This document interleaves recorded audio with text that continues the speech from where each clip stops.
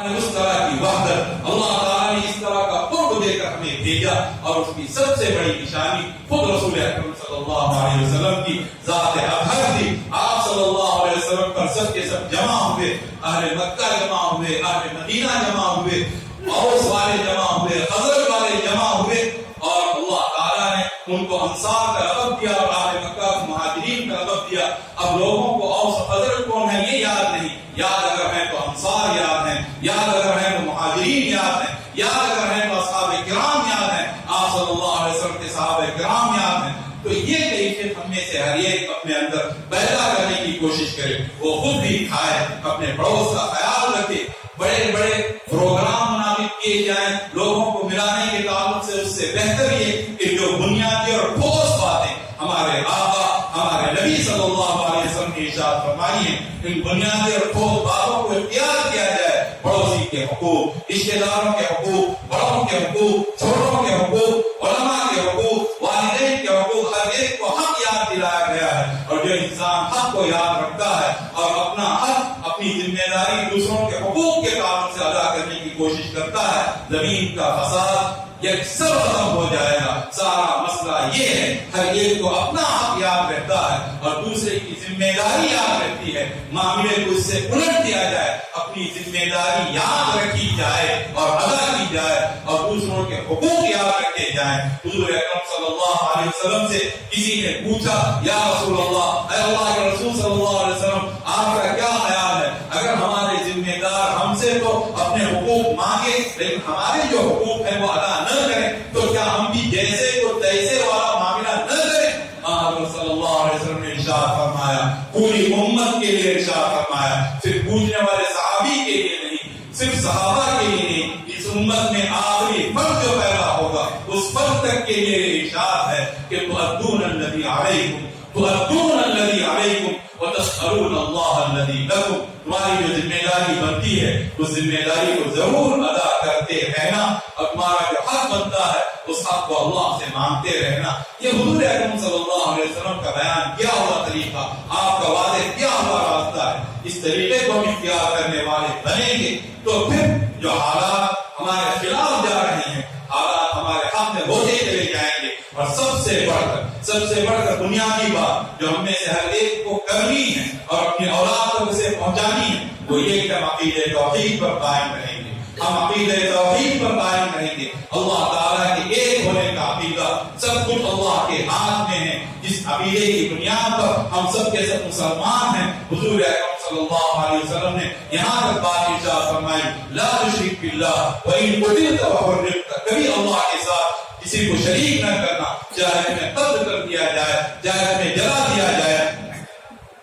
گرچہ اس وقت کلمہ کفر کہنے کی اجازت مسئلے کی بات ہم بتا رہے ہیں کہ وہ قلبہ مطمئن بالایمان، لیکن اگر انسان اس سے بڑھ کر اگر عظیمت کا راستہ اختیار کرنا چاہتا ہے تو حضور صلی اللہ علیہ وسلم نے یہ بات ارشاد فرمایا، لا تشرک باللہ وإن قتلت وحرقت۔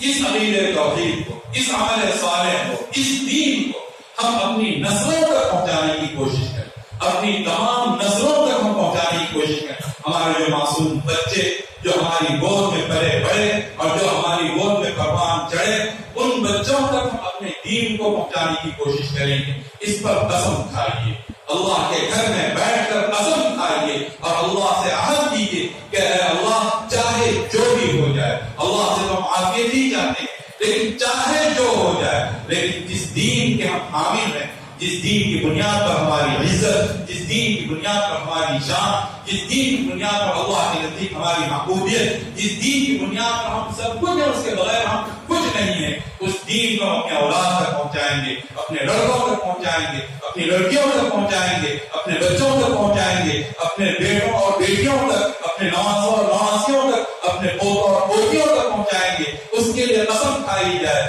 دنیا کے حالات جس انداز سے بدل رہے ہیں اور جس طرح نوجوان نسل گمراہ ہوتی چلی جا رہی ہے اور اس کے تعلق سے ایک چیز دیکھی بھی جا رہی ہے کہ سب سے بڑا مسئلہ وہی ناشکری کا مسئلہ، دین کے تعلق سے اعراض کا مسئلہ، دین کو دوسرے ذریعے کی سمجھنے کا مسئلہ ذہنی مرض ہے، ذہنی وبا ہے۔ اور ایک ذہنی روگ ہے، اس روگ کو اس طرح کھرد کر صاف کر دیں گے کہ ہماری ساری بنیاد دین، ہماری جڑ دین، ہماری اصل دین، ہماری رفعت دین، ہماری اونچائی دین، ہم دین کے لیے ہیں۔ اگر دین نہ ہو، دین کو اگر نکال دیا جائے تو پھر ہماری حیثیت زیرو ہی نہیں، ہم اللہ رب العزت کے نزدیک مکھیوں سے بدتر، مچھروں سے بدتر، گڑبڑوں سے بدتر، جانوروں سے بدتر۔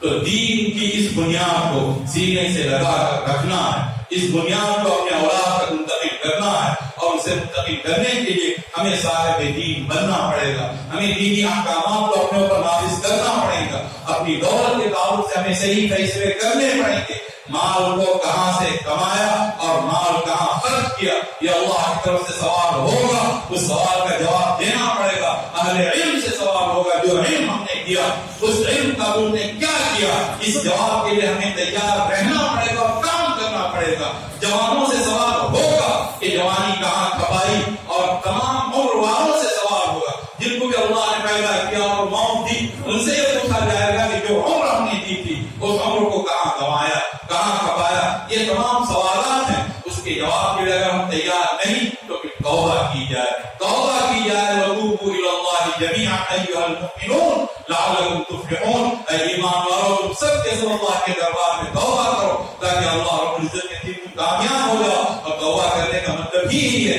کہ انسان عزم کر لے کہ اب تک جو ہوا سو ہوا، لیکن اس کے بعد جو زندگی بسر ہوگی وہ بہتر سے بہتر زندگی بسر ہوگی۔ اللہ تعالیٰ اچھوں کا بھی رب ہے، اللہ تعالیٰ بروں کا بھی رب ہے۔ اچھے اللہ کے دربار میں آئیں گے وہ اللہ کو غفور اور رحیم پائیں گے، اور برا بھی اللہ کے دربار میں توبہ اور ندامت کے آنسو لے کر آتا ہے، وہ بھی اللہ کو غفور اور رحیم پائے گا۔ اللہ تعالیٰ نے دونوں طبقات کے بارے میں باتیں ارشاد فرمائی ہیں۔ جو بہت اچھے لوگ تھے ان کے لیے بھی اللہ نے مغفرت کا وعدہ کیا، اپنی رحمت کا وعدہ کیا۔ جو ہم جیسے برے ہیں ان کے لیے بھی اللہ تعالیٰ نے مغفرت اور رحمت کا وعدہ کیا۔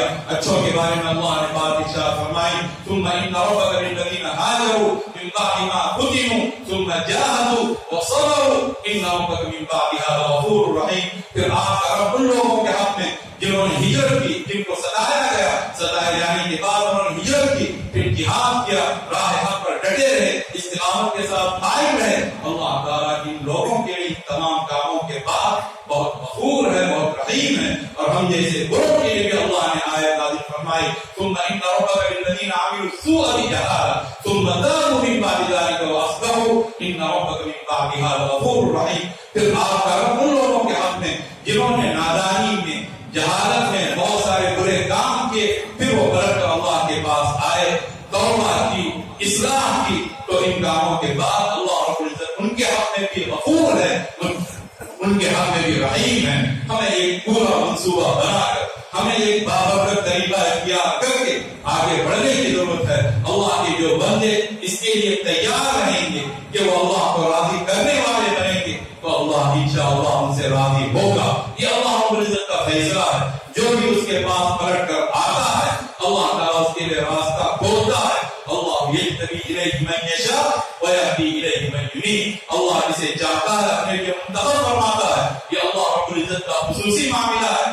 ویہدی الیہ من ینیب، اور جو بھی پلٹ کر اللہ کے دربار میں آتا ہے اللہ تعالیٰ اسے اپنے پاس آنے کا راستہ دیتا ہے۔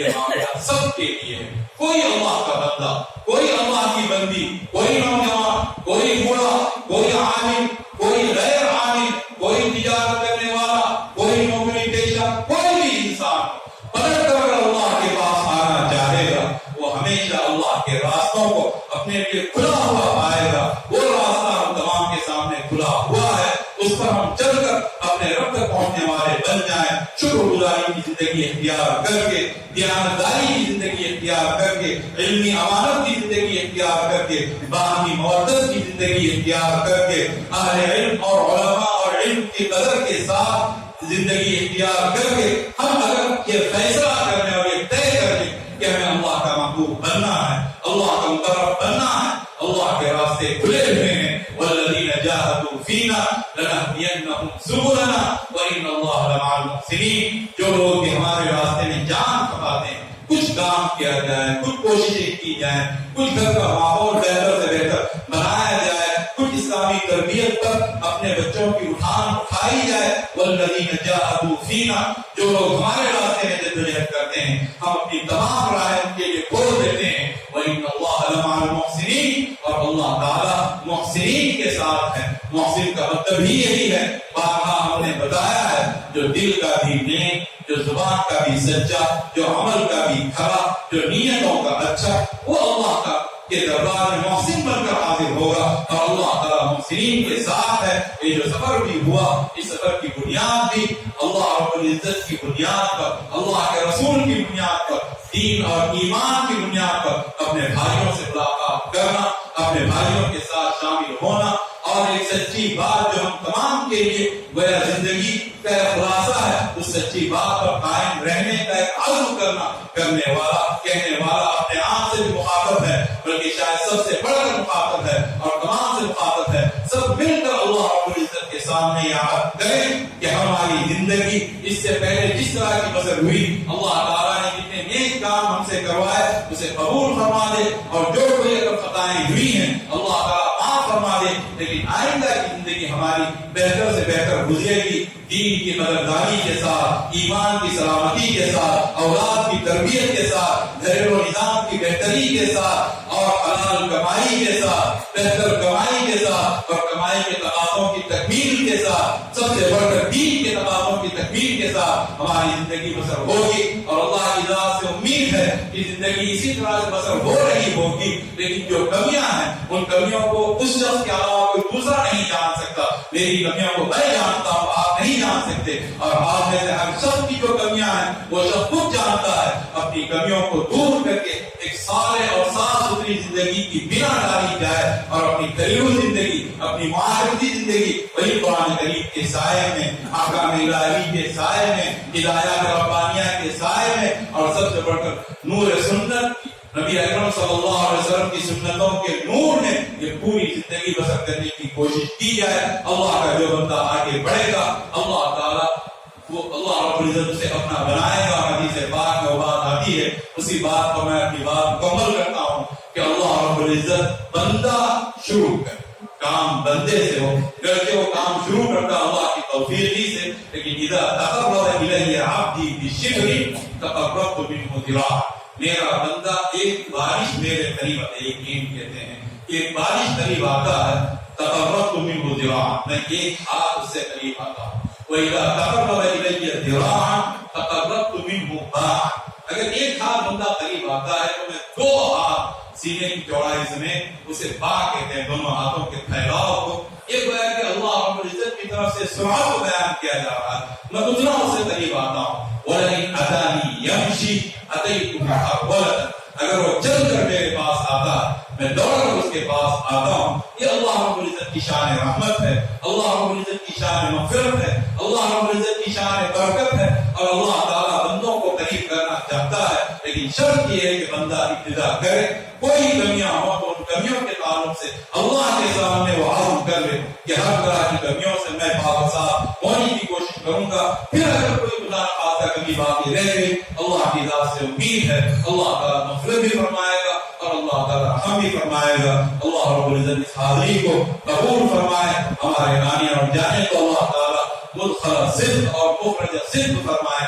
آپ حضرات کے قیام کو اللہ تعالیٰ قیام صدق فرمائے. وآخر دعوانا الحمد للہ رب العالمین.